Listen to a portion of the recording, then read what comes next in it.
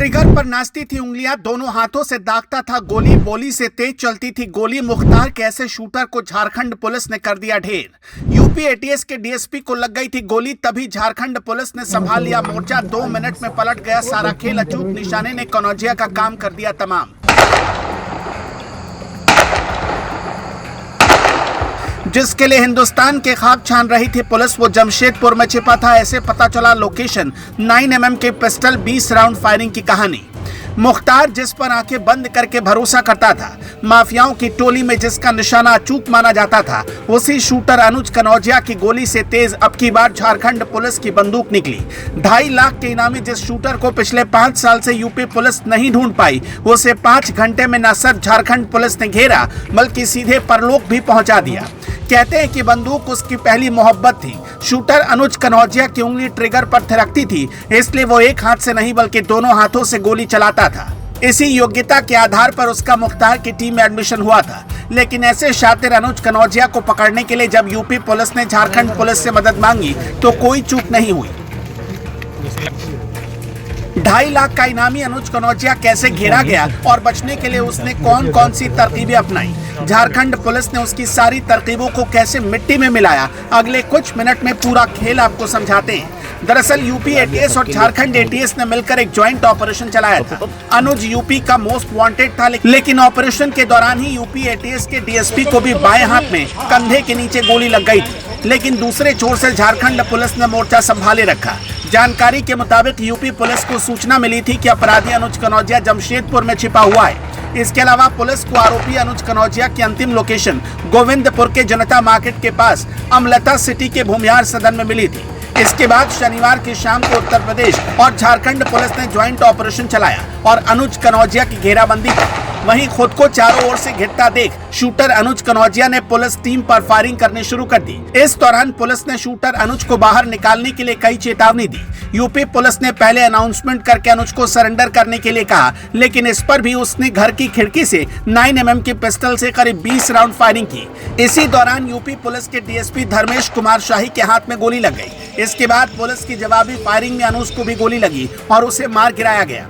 अनुज कनौजिया ने मुख्तार के लिए कुछ बड़ी घटनाओं को अंजाम दिया था, जिसमें से पहला था मऊ में हत्या। अनुज कनौजिया की सबसे चर्चित आपराधिक घटनाओं में से एक थी मऊ में एक हत्या। इस घटना में उसने मुख्तार अंसारी के कहने पर एक शख्स की जान ले ली थी। यह हत्या इतनी सनसनीखेज थी कि इससे अनुज की पहचान एक खतरनाक शूटर और अपराधी के रूप में स्थापित हुई। इस घटना ने न केवल स्थानीय लोगों में दहशत फैलाई बल्कि पुलिस के लिए भी उसे पकड़ना एक बड़ी चुनौती बन गया। दूसरा, गाजीपुर में फिरौती और व्यापारी को धमकी। अनुज ने मुख्तार अंसारी के लिए गाजीपुर में भी कई बड़ी वारदातों को अंजाम दिया। इनमें से एक प्रमुख घटना थी एक बड़े व्यापारी से फिरौती वसूलने की। इस मामले में अनुज ने व्यापारी को जान से मारने की धमकी दी और उससे मोटी रकम वसूल की। ये घटना भी बहुत चर्चा में रही थी और इससे अनुज की आपराधिक दुनिया में पकड़ और मजबूत हो गई। तीसरा, गाजीपुर में लूट और हत्या के मामले। मऊ के अलावा अनुज ने गाजीपुर में भी अपनी आपराधिक गतिविधियों को फैलाया था। वहां उसने लूट और हत्या जैसे कई गंभीर अपराधों को अंजाम दिया। ये घटनाएं मुख्तार अंसारी के इशारे पर की गई थी,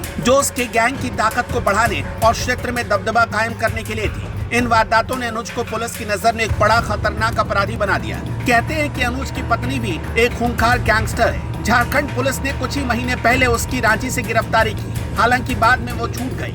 हालांकि 2 दिन पहले ही अनुज की पत्नी उससे मिलने के लिए जमशेदपुर आई थी, लेकिन इसी बीच अनुज का एनकाउंटर हो गया। खैर, कहते हैं कि पाप का घड़ा जब भर जाता है तो एक न एक दिन जरूर फूटता है, और वो फूट ही गया। झारखंड पुलिस की इस उपलब्धि पर आप क्या कहेंगे, हमें कमेंट बॉक्स में जरूर बताइएगा। पूर्वी सिंहभूम जिले के गोविंदपुर थाना अंतर्गत अमलताज सिटी में एक यूपी के इनामी अपराध कर्मी के छुपे होने की सूचना थी, जिसे लेकर यूपी एसटीएफ की एक टीम और झारखंड पुलिस की एटीएस टीम के द्वारा गिरफ्तारी हेतु छापामारी की जा रही थी। छापामारी के दौरान अपराध कर्मी के द्वारा ताबड़तोड़ फायरिंग की गई, जिसके जवाब में आत्मरक्षार्थ एसटीएफ की टीम और एटीएस की टीम के द्वारा भी जवाबी कार्रवाई की गई और उस जवाबी कार्रवाई में उसे भी गोली लगी और उसके बाद जब उसका चिकित्सक के द्वारा परीक्षण कराया गया तो उसकी उस दौरान मृत्यु हो गई है।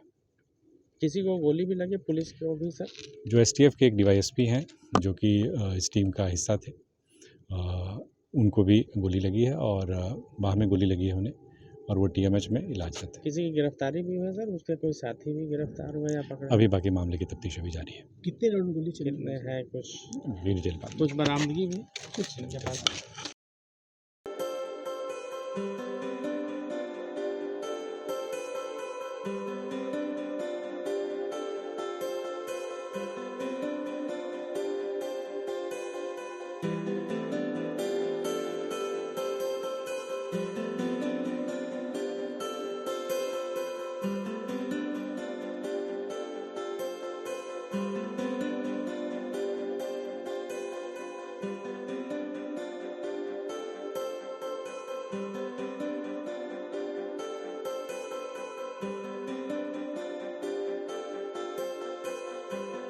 Thank you.